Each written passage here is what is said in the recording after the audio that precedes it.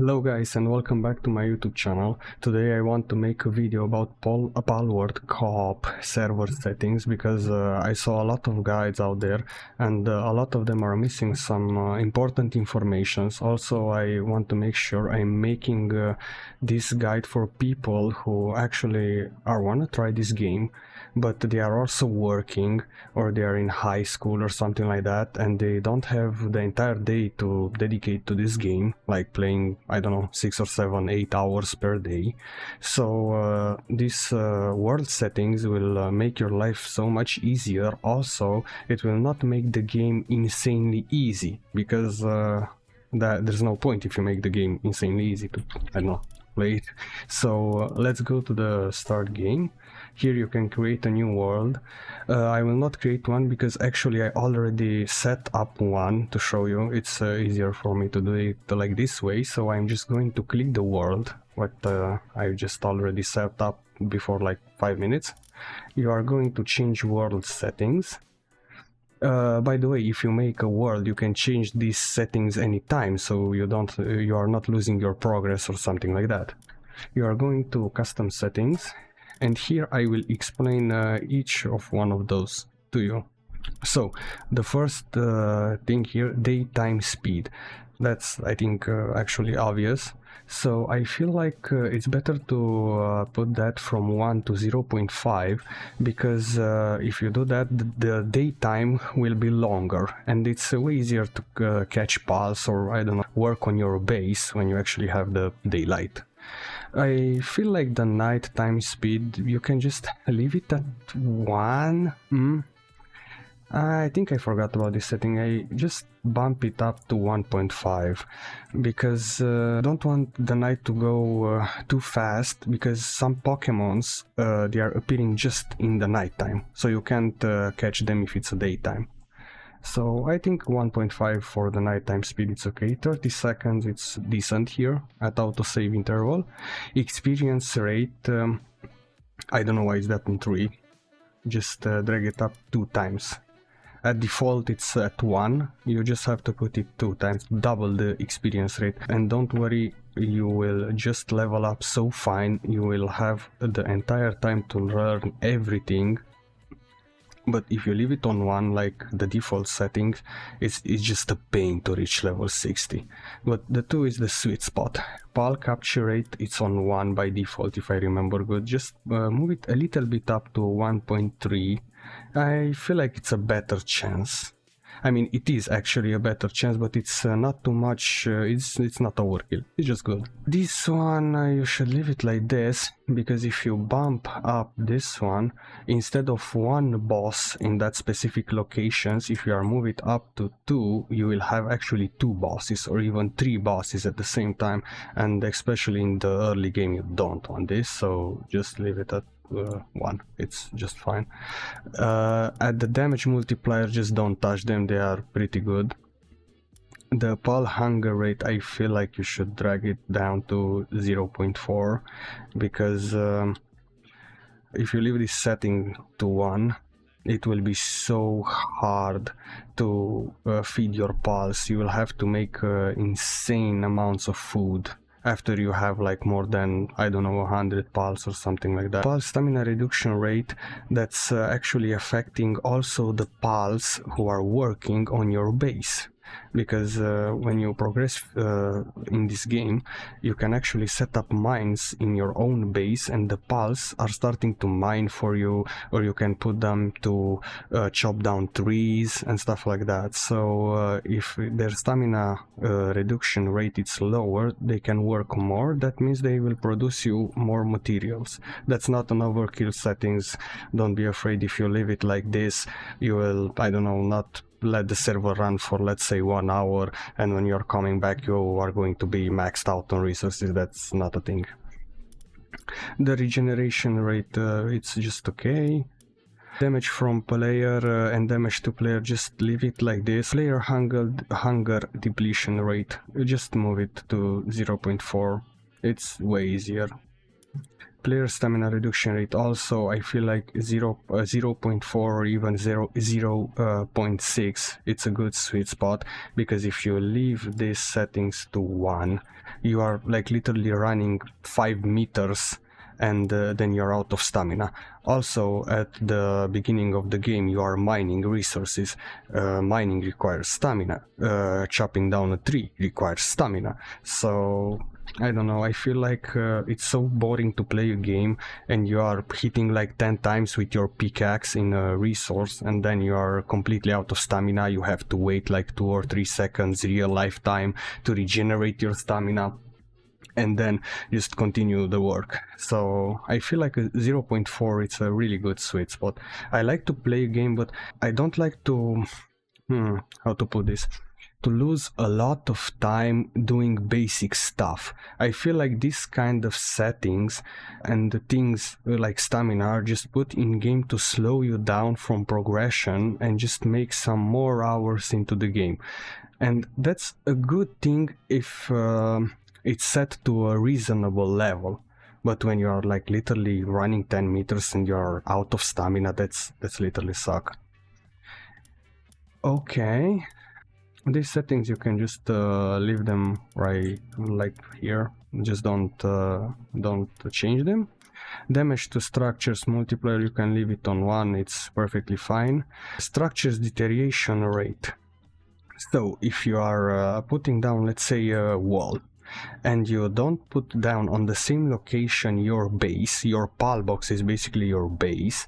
If you're anything what you are building outside of your base, outside of your pal box, in time they are going to be destroyed. The game will just straight up remove that structure.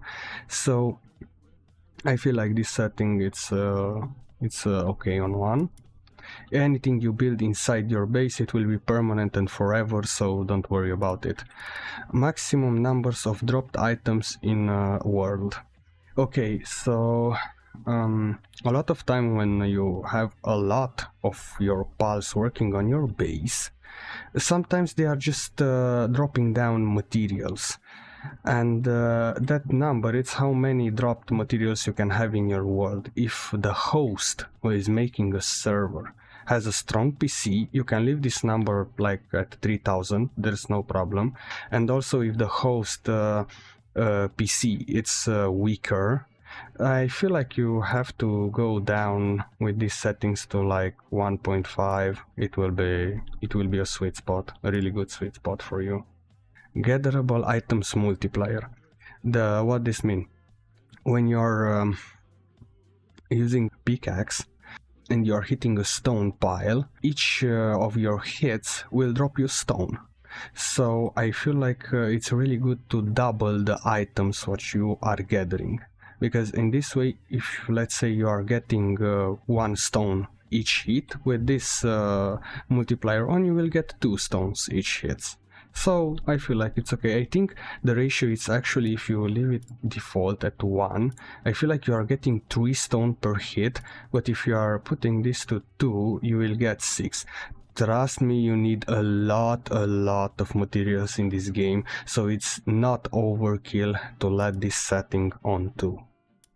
Gatherable objects health multiplier, that's how much health has the stone pit what you are hitting, or the tree or something like that. Just leave it at 1, it's perfectly fine. Gatherable object respawn interval, I feel like that's a strong choice to put it on 2, to have 2 times the respawn rate. That in real life time, I think it means around, if you are gathering, let's say, a flower, that flower, it will respawn in like 10 to 15 minutes in real life time. So I feel like it's a really good respawn time for resources. Dropped items multiplier, this one is the items what you are acquiring by killing other mobs in the game. I will strongly advise to leave these settings on 2, because some pals have an insanely low drop on materials. They will always drop those materials, but in low quantities. So basically, leaving these settings at 2, you will again multiply the drop. Trust me, you need a lot of materials. You are not going overkill with this too also. Item, I feel like you should just leave this on 1 if you are feeling you need more carry capacity, because in this game your inventory has a carry capacity, and if you exceed that limit you are starting to moving slower and you will be unable to sprint using shift. So I feel like 1 is a good sweet spot. I just don't change this. Meteorite supply drop interval. This one means sometimes from the sky they are dropping like meteorites or supplies, and if you go to collect them you will see them on the map, doesn't matter where is your location in the game or something. You have a chance to get some elixirs, can increase your attack, so basically it's a really good event. Also you can get the weapon and the armor blueprints from these meteorites, so I feel like 100, 101 it's a sweet spot, because if you have so many meteorites drops you will get a lot of items faster, and it's kinda killing the purpose of the game, so I feel like that's a good sweet spot. Times to incubate massive eggs or the eggs. Okay, probably a lot of people who are actually playing this game are saying I'm trying to making a balanced guide here, but I'm putting the incubation time on 0. Okay, the reason why I'm letting this incubation time to 0, I'm sorry, it's because after you are starting to breed pals, you will have a lot of eggs, and if you are letting the eggs to have a cooldown time until they are hatching, you will have to spend a crazy amount of hours in game to make a god roll pal, because in my eyes a really good pal have these attributes like a demon lord, legend, muscle head, and I don't know, I don't remember right now the 4th one, just don't waste time on that. So after you get the egg you want to hatch it instantly, because if you want to make a pal with 4 god roll bonuses on it you will need to breed a lot, and also if you are adding an incubation time on that breeding, it will be pain. Okay, I enable ride events, it's on. This means after you made your base, sometimes this random event will happen and some pals or just some humans are going to attack your base. At the beginning of the game they are so easy to kill, after you progress in the game they will progress as well. But I don't know, I don't feel like ride events are even a thing in this game, it's so easy to kill any ride events. Also what I've noticed, if you are not in your base, they are not just going to randomly attack your base. So basically this event to actually activate you have to be in your base. That's a cool thing, because they cannot attack your base if you are, I don't know, out somewhere trying to hunt some pals or something like that. Enable predator pals. What this means are spawning just at night time. They are basically the same version of pals but bigger and stronger. From these pals you can get a red orb, something demon eye, not demon eye, predator core, I think. Yeah, I think that red core, it's named actually predator core. You need predator core to craft some items in the game, so it's really good to leave these settings on, but I don't advise you to go after these predator pals in the early stages of the game, because they are kinda hard to kill. That penalty, I will always choose no drops. I don't want to lose any items from my inventory, any items what I have equipped, any pals what I have equipped. I know it's a survival game, I know the purpose is to take your time with it, play it, enjoy it, but I don't like to, I don't know, let's say I'm dying in the mountains, my base it's like in the other side of the map, and then I have to respawn and go again to the mountains in the same location to just get back my items. I feel like that's just a wasting time thing. So if you are working and stuff like that, you don't have a lot of hours to play this game, I strongly advise you to just leave these settings like this, no drops. You don't want to lose anything when you will die, and trust me, you will die because it's a survival game and sometimes it's really hard. Maximum number of guilds. These settings, it's just kind of useful in the co-op settings, co-op server. because on this kind of server there can be just 4 players on the server at the same time. So any player can make his own guild, so I feel like it's just pointless to put more than 20. So the next thing, maximum number of work pals at the base. You can just leave this at 50 because that's the numbers of pals what you can summon in your base and assign them to work. So again, if the host has a strong PC, you can leave this at 50. If the host has a weaker PC, I feel like you will have to drag down this number to like 30, because otherwise there will be lag on the server when you are playing if you are staying on a base with 50 pals. I actually missed this one, so we are going a little bit back.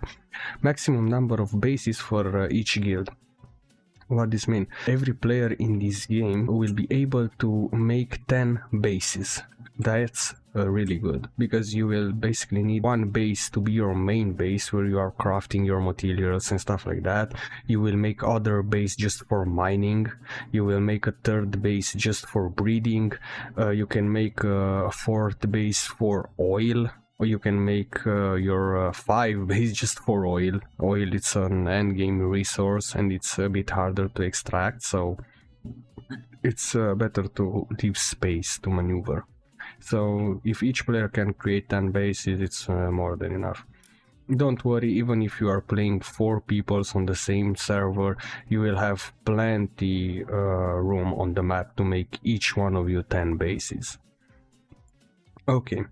Maximum structures per base. Again, if you have a strong PC, you can leave it at no limit. Enable fast travel. That's, I think it's pretty explanatory.